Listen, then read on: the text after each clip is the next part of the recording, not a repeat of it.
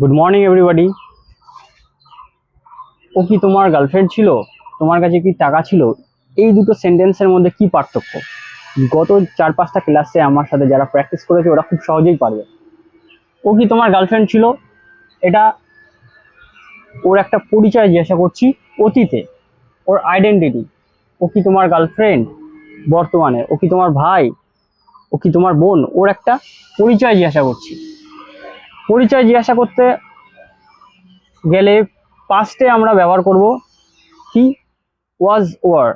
Was were third person সিঙ্গুলারের সাথে was, so was একজন থার্ড পার্সন সিঙ্গুলার, ওয়াজ ব্যবহার করব। Was WAS, was she SHE, she your YOUR, your girlfriend.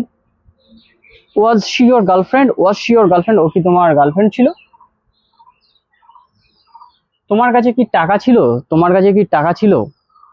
এখানেও ছিল, এখানেও ছিল, অতীতে জিজ্ঞাসা করছি, তবে এখানেও কি ওয়াজ ওয়ার হবে?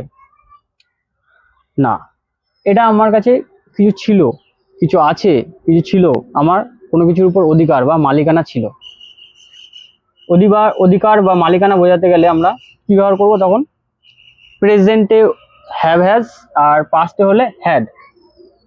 এটা পাস্টে আছে, অতীতে আছে, তাহলে হ্যাড হবে। এটা কি হচ্ছে? একটা প্রশ্ন হচ্ছে, প্রশ্ন করতে গেলে অতীতে ডিড ব্যবহার করবো, so did.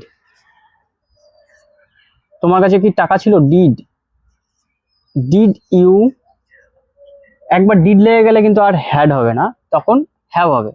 So did you have, HAVE, have money, MONEY, মানে ডিড ইউ হ্যাভ মানি? তোমার কাছে কি টাকা ছিল? Didn't you have money? তোমার কাছে কি টাকা ছিল না? যদি নেগেটিভে বলি যে তোমার কাছে কি টাকা ছিল না, তাহলে didn't, short form didn't. Didn't you have, HAVE, didn't you have money? তোমার কাছে কি টাকা ছিল না? খুবই সহজ, গত 4-5টা ক্লাসে আমরা এগুলো প্র্যাকটিস করেছি। প্রথম থেকে প্র্যাকটিস করো, এই ধরনের সেন্টেন্স নিজের থেকে বানাতে পারবে। বাই।